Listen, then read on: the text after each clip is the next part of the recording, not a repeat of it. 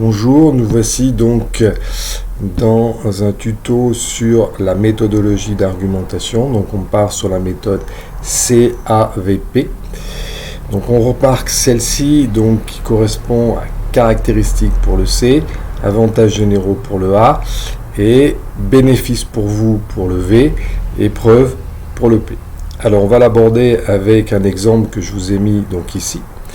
Donc imaginons que vous êtes en face d'un prospect et qu'il vient, alors que vous avez effectué la découverte des besoins, vous allez dans un premier temps reformuler celle-ci pour avancer le premier argument et on le voit ici donc en termes d'exemple.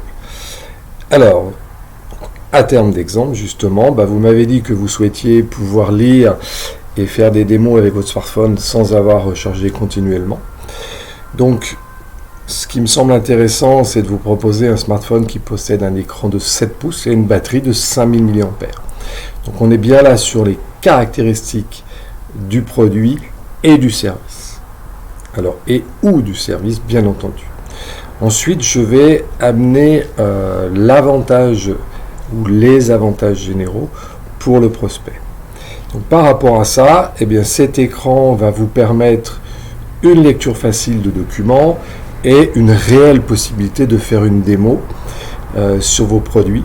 Pourquoi ? Parce qu'on est sur un écran 7 pouces, donc avec des dimensions donc de 10 par 16. Et là, vous avez la possibilité donc de pouvoir montrer à votre prospect quelque chose de lisible. D'autre part, la batterie fait 5000 mAh, donc ça veut dire que vous pouvez tenir 2 jours sans recharge. Donc ça correspond aussi à votre souhait. Alors, le mieux c'est que je vous le montre. Alors voilà, c'est un exemple de preuve. Là, je vais montrer effectivement le téléphone et je vais lui faire une démo. Comme ça, il pourra vérifier à la fois que la taille de l'écran permet et à la fois que la batterie, effectivement en fonction de la consommation ou en fonction du pourcentage j'en suis, je lui prouve qu'effectivement elle peut durer 2 jours. Je peux finir cet argument par un bénéfice et le présenter donc de cette façon. Exemple, vous m'aviez dit être sensible à la praticité, et bien voilà, vous aurez en déplacement un seul outil, c'est-à-dire cet outil-là, il prend déjà peu de place, il pèse 300 grammes, donc on va enlever à peu près 1,5 kg avec chargeur et ordinateur, plus votre smartphone. Ce qui veut dire que, effectivement, pour vous, ça va être d'une praticité énorme et d'un confort énorme, et vous n'aurez plus à imaginer cette sacoche qui pèse, qui est lourde. Vous allez gagner facilement donc 1,5 kg, 1,3 kg. Donc c'est énorme. Voilà, ce qui veut dire que je termine par un bénéfice majeur pour l'interlocuteur. Et donc, je vais vous le refaire avec caractéristiques, avantages généraux, en considérant les règles que l'on va aborder. Alors, déjà, choisir un fil conducteur et introduire les arguments. Donc, j'utilise toujours des liens avec les découvertes pour pouvoir avoir cette règle-là. La fluidité, effectivement, c'est la maîtrise de l'argumentaire. La vigueur dans le verbal et non-verbal, si vous êtes monotone, c'est clair que le prospect n'y croira pas et vous n'y croyez pas non plus. Et faire imaginer le résultat et le projeter, c'est ce qu'on va faire. Donc je vais essayer de vous le faire. Et c'est là où on va pouvoir parler d'arguments irrationnels en plus d'arguments rationnels. L'argument rationnel, c'est par exemple, une batterie qui permet de durer 2 jours. Ça, effectivement, avec une batterie de 5000 mAh, c'est ce qu'on appelle un argument rationnel.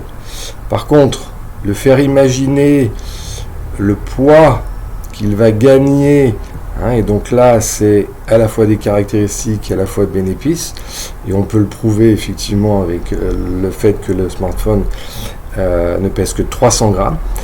Et là, le faire imaginer en termes de confort qu'il peut gagner, on va jouer sur les sentiments, sur les émotions, et du coup, la personne va encore plus effectivement, quelque part être capable et se voir en train de l'acheter. Donc, je vous donne un exemple final caractéristiques, avantages, bénéfices, épreuves. Donc, vous m'avez dit souhaiter acheter un outil digital qui permette de à la fois pouvoir lire, à la fois pouvoir faire des démos, et bien sans avoir à recharger continuellement. Voici donc aujourd'hui un smartphone qui possède un écran de 7 pouces et une batterie de 5000 mAh. C'est là où quelque part on voit au niveau de la taille de l'écran qui fait 10 par 17 cm, eh bien vous pourrez facilement lire les documents et très facilement montrer effectivement une vidéo. Alors je vous montre le produit pour que vous puissiez voir concrètement cette taille avec, vous voyez, regardez, je suis en train de montrer, voilà, le document est facile à lire et là je vais lancer une démo, donc voilà, si je vous la mets à cette distance, vous percevez que c'est très facilement lisible et vous m'avez dit pouvoir donc gagner en termes de recharge, c'est-à-dire pouvoir avoir une longue autonomie, Donc voilà la batterie qui fait 5000 mAh. Donc voilà, je vous montre aujourd'hui, j'en suis à 1 jour et demi et j'en suis à il me reste 60%. Donc vous comprenez bien que je peux encore facilement durer une journée. Donc ça correspond tout à fait à ce que vous m'avez dit. Vous m'avez en plus évoqué pour vous que c'était très important en termes de confort, c'est-à-dire le poids, parce que vous voyagez souvent. Là, imaginez-vous avec 300 grammes à l'épaule dans votre sacoche, à la place de à peu près 1,5 kg, c'est-à-dire votre smartphone actuel plus un PC portable qui est déjà avec bien entendu la prise, le chargeur, ça vous fait gagner facilement 1,5 kg. Voilà. Donc on a ici effectivement un exemple d'un argument caractéristique, avantage, bénéfice, épreuve. Alors j'espère qu'il a été dans cette dynamique en termes de règles. Et là, vous avez bien aperçu qu'il y a à la fois du rationnel et de l'irrationnel. On va maintenant aller plus loin en imaginant que cet argument, je peux le cibler en fonction du son casse de l'individu. Et c'est pour ça que je vais vous passer une vidéo qui explique ce son casse.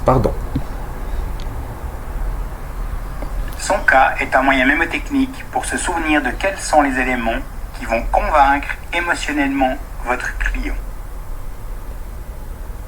Les travaux de scientifiques comme Daniel Kahneman, qui a reçu le prix Nobel d'économie, notamment en neuroéconomie, permettent de mieux comprendre comment se forme une grande partie de nos choix et l'importance de l'inconscient et son incroyable rapidité d'analyse par rapport à notre conscient beaucoup plus lent.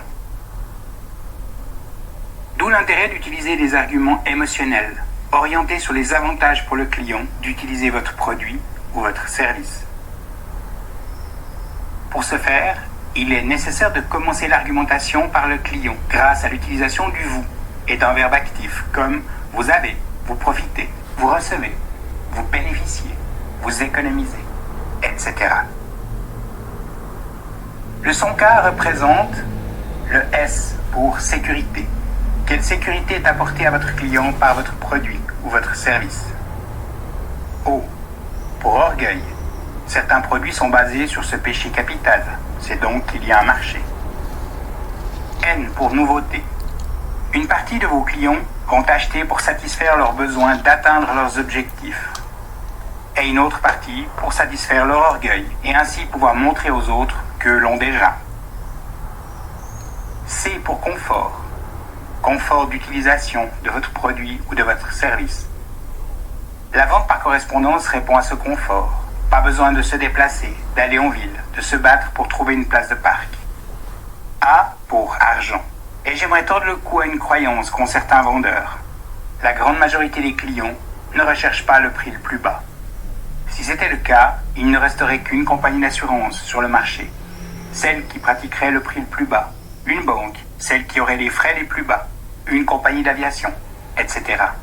Bien sûr, si le vendeur est un vendeur de prix, il est clair qu'il a intérêt à travailler pour la compagnie la moins chère. Et cerise sur le gâteau, statistiquement, ces 8% de clients intéressés par le prix le plus bas ne sont par définition pas fidèles et par expérience plus exigeants que les autres. Ils veulent une voiture bon marché avec les finitions d'une berline haut de gamme. Oubliez-les, la majorité des clients recherchent un bon rapport qualité-prix. Et pour cette raison, il s'agit pour le A de avantage. Avantage pour le client de posséder votre produit ou votre service. Une banque située dans un centre commercial va vous offrir comme avantage d'être accessible le soir et le samedi pour des conseils. Je rêve d'une compagnie d'assurance qui soit capable, lorsqu'un bon client, donc qui paye ses primes et n'a pas de sinistre, a la malchance de se faire voler son manteau neuf, s'entend dire « vous avez une franchise de 200 francs ». Et comme vous êtes un fidèle client de notre entreprise, nous vous offrons ces 200 francs pour vous remercier de votre fidélité. Et enfin, le S pour sympathie. Une grande partie des clients ont besoin que le contact soit chaleureux, agréable, en face à face comme par téléphone. Je vous souhaite plein succès dans l'application du Sonka. Bien, donc voilà effectivement l'application donc Soncast. Donc ici, on va cibler l'argument en fonction du Soncast. Ici, avec un smartphone, un écran de 16 pouces, une batterie de 5000 mAh, avec effectivement la démo ici, quelque part je fais appel à un client qui est très sécurité. Le bénéfice pour vous sur la praticité, j'insiste aussi sur le confort, ça veut dire que dans la découverte des besoins, j'avais découvert que le Soncast de l'interlocuteur était sécurité et confort. Et donc, à ce moment-là, avec cet exemple, je cible le Sonka de mon interlocuteur. Eh bien, je vous remercie pour la visualisation de ce tuto et je vous dis à très bientôt pour de nouvelles aventures. Au revoir.